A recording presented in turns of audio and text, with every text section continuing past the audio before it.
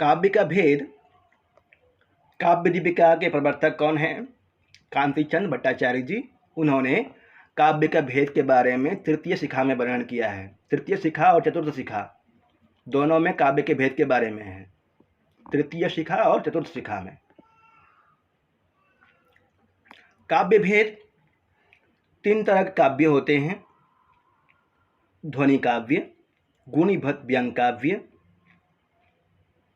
एक शिखा में, तृतीय शिखा में तो इस तरह से दिया है भेद, और चतुर्थ शिखा में दिया है काव्यम द्विधा दृश्यम श्रव्यम च, वो भी पढ़ेंगे अभी। काव्य के 3 भेद होते हैं। ध्वनि काव्य, ध्वनि काव्य को उत्तम काव्य कहते हैं, ये भी याद करते चलिए, यहाँ से क्वेश्चन पूछेगा, अच्छा टॉपिक है। ध्वनि काव्य को उत्तम काव्य कहते हैं। गुणीभूत व्यंग काव्य मध्यम काव्य, बिल्कुल नोट्स बनाया मिल रहा है आपको, परिश्रम नहीं करना है आगे। चित्र काव्य अधम काव्य कहलाता है, चित्र काव्य को अधम काव्य कहते हैं। ध्वनि काव्य, गुणीभूत व्यंग काव्य, चित्र काव्य, ये 3 काव्य हैं। ध्वनि काव्य को उत्तम काव्य कहते हैं, गुणीभूत व्यंग को मध्यम काव्य और चित्र काव्य को अधम काव्य कहते हैं। इसमें से एक प्रश्न आएगा, ध्यान से याद कर लीजिएगा। आगे देखिए, ध्वनि, ध्वनि के बारे में कहा गया है। वाच्यातिशायिनी व्यंगे ध्वनिस्तत्काव्यमुत्तमम्। वाच्यातिशायिनी व्यंगे ध्वनिस्तत्काव्यमुत्तमम्।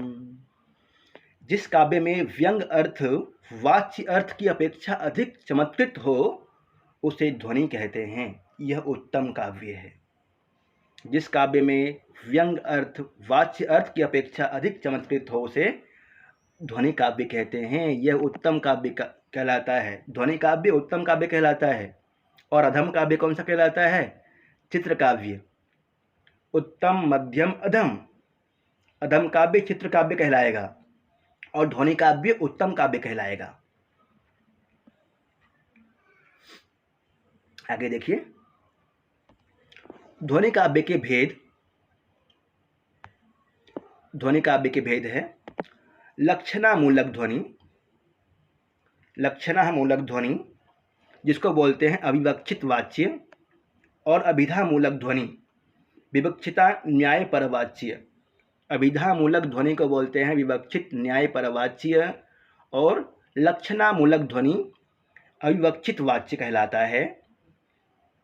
अविवक्षित वाच्य ध्वनि के भेद होते हैं 2, अर्थांतर संक्रमित वाच्य और अत्यंतर तिरस्कृत वाच्य। शुरू में से क्वेश्चन हो जाना चाहिए, आगे नहीं बढ़ना चाहिए, फिर भी बढ़ ज़्यादा नहीं है। अविवक्षित वाच्य ध्वनि के भेद हैं अर्थांतर संक्रमित वाच्य और अत्यंतर तिरस्कृत वाच्य, ये 2 भेद होते हैं अविवक्षित वाच्य के, अविवक्षित वाच्य ध्वनि के। विवक्षित न्याय पर वाच्य के 2 प्रकार होता है। विवक्षित न्याय पर वाच्य का भी 2 भेद है, अलक्ष्य क्रम व्यंग, संलक्ष्य क्रम व्यंग। अलक्ष्य क्रम व्यंग और संलक्ष्य क्रम व्यंग विवक्षित न्याय पर वाच्य का भेद है। इसको डायग्राम में भी बना सकते हैं आप, इस तरह से ऊपर नीचे करके याद हो जाएगा। गुणीभूत व्यंग मध्यम काव्य, गुणीभूत व्यंग कहलाता है। मध्यम काव्य बोलते हैं गुणीभूत व्यंग को, मध्यम काव्य। ध्वनि काव्य, गुणीभूत व्यंग काव्य और चित्र काव्य, 3 काव्य होते हैं। गुणीभूत व्यंग को मध्यम काव्य कहते हैं। अनुत्तमे गुणीभूत व्यंगम व्यंगेतु वाच्यतः। अनुत्तमे गुणीभूतम व्यंगम व्यंगेतु वाच्यतः, या मध्यमः हो जाएगा, मध्यम काव्य। अनुत्तमे गुणीभूतम गुणीभूत व्यंगम व्यंगेतु वाच्यतः। चित्र काव्य अधम काव्य कहलाता है। चित्र काव्य को देखिए, चित्र काव्य अधम काव्य कहते हैं चित्र काव्य को। व्यंग्यार्थहीनम काव्यम यत् तच्चित्रमिति, व्यंग्यार्थहीनम यत् काव्यम यत् तच्चित्रमिति। व्यंग्यार्थहीन काव्य जो होता है वह चित्र कहलाता है। चित्र काव्य के 2 भेद है, शब्द चित्र और अर्थ चित्र, शब्द चित्र और वाक्य चित्र। शब्द चित्र और वाक्य चित्र दो भेद हैं। चित्र काव्य के दो भेद, शब्द चित्र और वाक्य चित्र, ऐसा याद कर लेना है। ये काव्य दीपिका के तृतीय शिखा में था। चतुर्थ शिखा में भी काव्य के भेद के बारे में वर्णन है, इसको भी देख लेते हैं। काव्य दीपिका चतुर्थ शिखा में दृश्य श्रव्यत्व भेदेन पुनः काव्यम दुधामतम।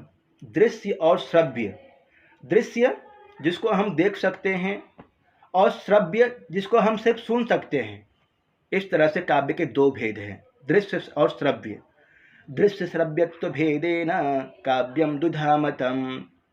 दृश्य और श्रव्य के भेद से काव्य के दो भेद हैं। दृश्यम तत्राभिनेयम, दृश्य काव्य अभिनय होता है, दृश्यम तत्राभिनेयम, और उसको रूपक भी बोलते हैं, तद्रूपारूपात्तु रूपकम। दृश्य काव्य तत्राभिनेयम, दृश्य काव्य को अभिनय कर सकते हैं, उसका ड्रामा करते हैं, उसको हम देख सकते हैं स्टेज पे, उसको रूपक कहते हैं। रूपक 10 होते हैं, अभी पढ़ते हैं आगे। तद्रूपारूपात्तु रूपकम, इसके विषय में कहा गया भवेद अभिनयो अवस्थानुकार स चतुर्विधः। भवेद अभिनयो अवस्थानुकार स चतुर्विधः। अवस्थानुकार अभिनयः, अभिनय 4 प्रकार का होता है। अभिनय जो करते हैं ना फिल्म में या फिर नाटक में, 4 प्रकार का होता है। कौन कौन से हैं 4 प्रकार के अभिनय? आंगिको वाचिकश्चैव सात्विकः आहार्यस्तथा। आंगिको वाचिकश्चैव आहार्य सात्विकस्तथा। आंगिक, वाचिक, आहार्य और सात्विक। आंगिक, वाचिक, आहार्य और सात्विक, ये 4 प्रकार के अभिनय होते हैं। आंगिक, वाचिक, सात्विक और आहार्य। आंगिक अंग से जो अभिनय करते हैं, ऐसे जो भी अभिनय किया जाता है, इधर आओ या फिर तुम कहाँ गए थे इत्यादि अभिनय करते हैं ना, या फिर ऐसे मारना है, आंगिक कहलाता है। अंग से जो भी करते हैं अभिनय, आंगिक कहलाएगा। वाचिक, वाणी से अभिनय करते हैं, वाणी के द्वारा जो अभिनय किया जाता है उसको वाचिक बोलते हैं, बोल करके वाणी से। आहार्य, वस्त्र अलंकार आदि भी। आहार्य कहते हैं वस्त्र और अलंकार पहन करके जो अभिनय किया जाता है, अच्छे अच्छे वस्त्र पहनते हैं, उस रूप में हम जो आते हैं किसी पात्र विशेष के रूप में। जैसे राम का अभिनय करते हैं तो राम के समान ही कोई राम बनता है नाटक में, मान लीजिए, तो राम के समान ही वस्त्र पहनेगा।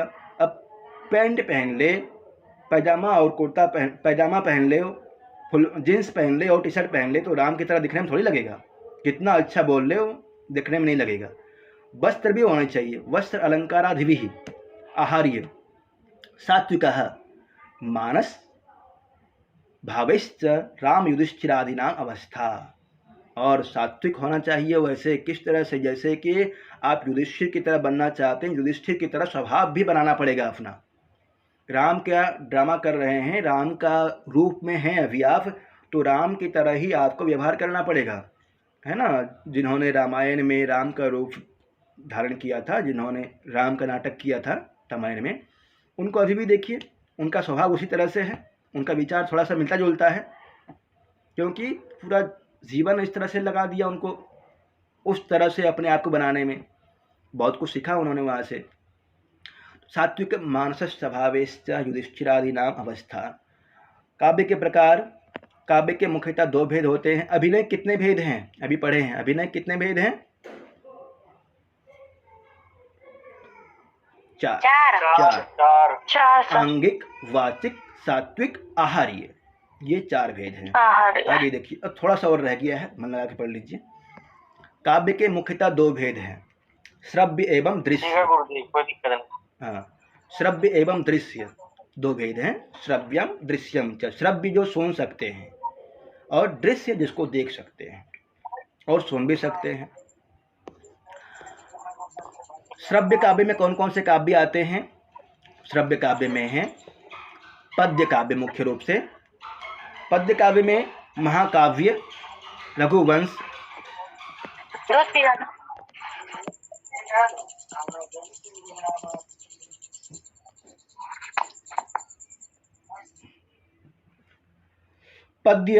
पद्य काव्य में आता है, देखिए, महाकाव्य,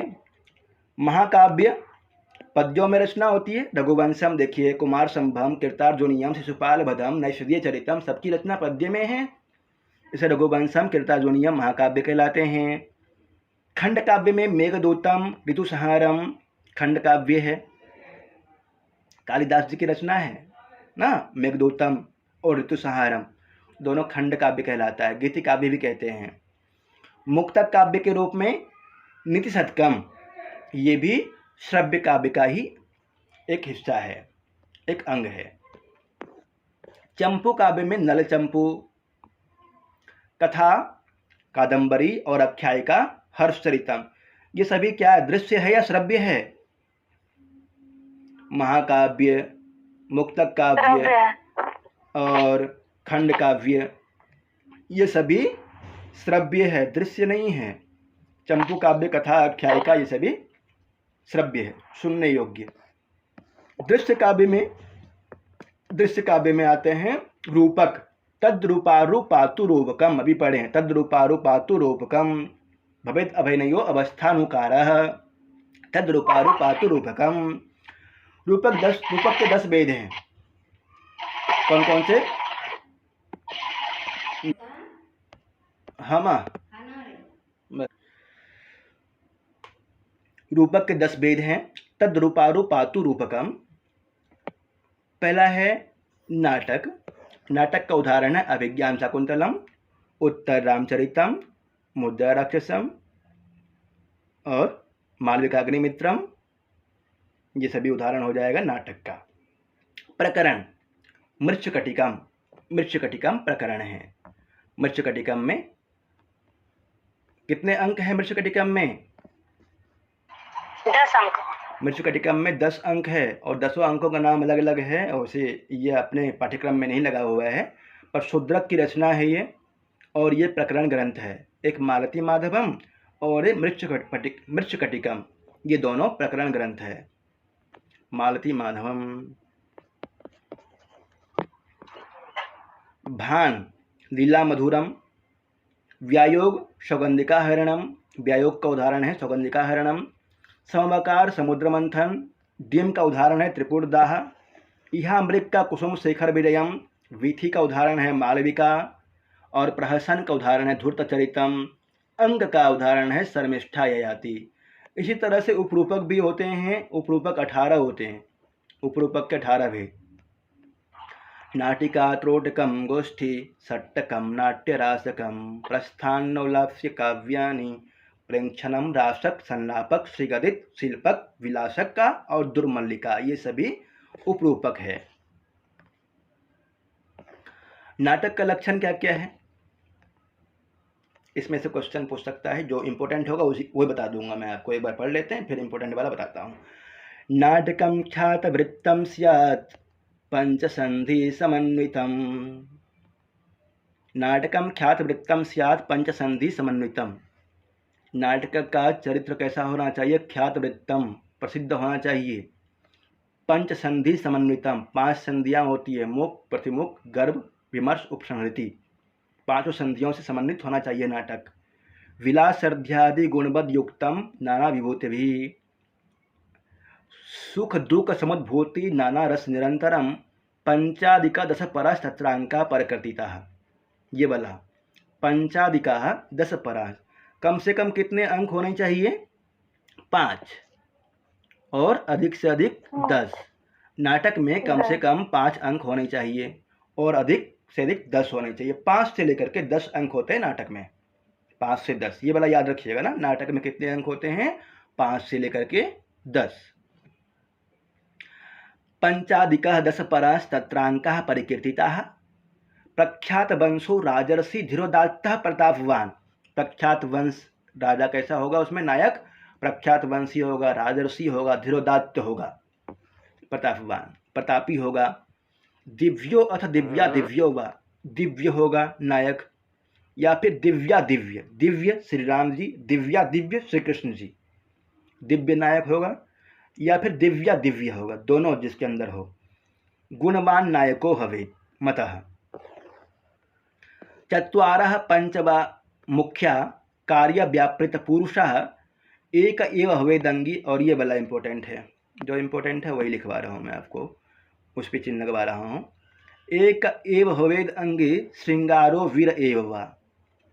काव्य में, नाटक में एक रस मुख्य होता है। रस तो और भी होते हैं परंतु एक मुख्य होता है।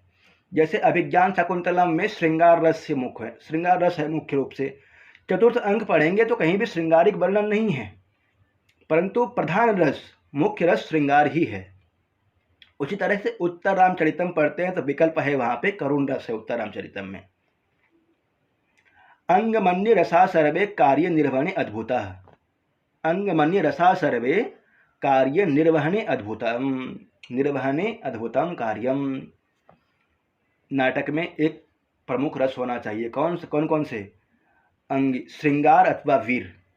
भवेद अंगी एक एव भवेद अंगी श्रृंगारो वीर एव वा। मुद्रा राक्षस एक नाटक है विशाख दत्त की, जिसमें चंद्रगुप्त नायक है, चाणक्य के बारे में वर्णन है। चाणक्य वहाँ पे अमात्य